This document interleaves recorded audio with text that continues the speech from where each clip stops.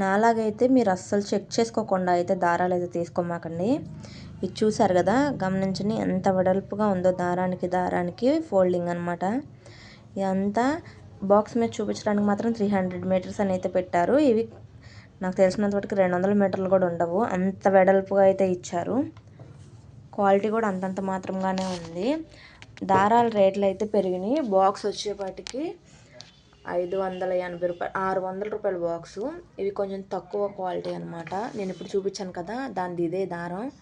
ఇది మాత్రం తీసుకోమాకండి. నేను 3 బాక్సులు తీసుకున్నాను. నాకు అసలు ఎందుకు తీసుకున్నానా అనిపించింది, గబుక్కునైతే తీసేసుకున్నాను.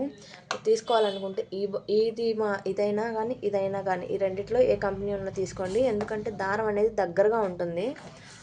నేను చూపిస్తాను, ఆగండి ఒక నిమిషం అండి. ఇది కొంచెం క్లారిటీ అనేది కనిపిస్తుంది మీకు.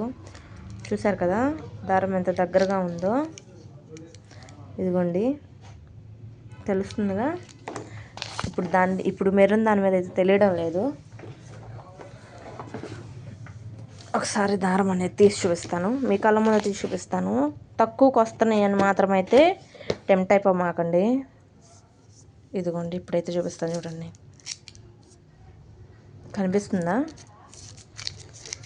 ఇదిగోండి చూడండి, దారానికి దారం ఎంత వెడల్పుగా ఉందో.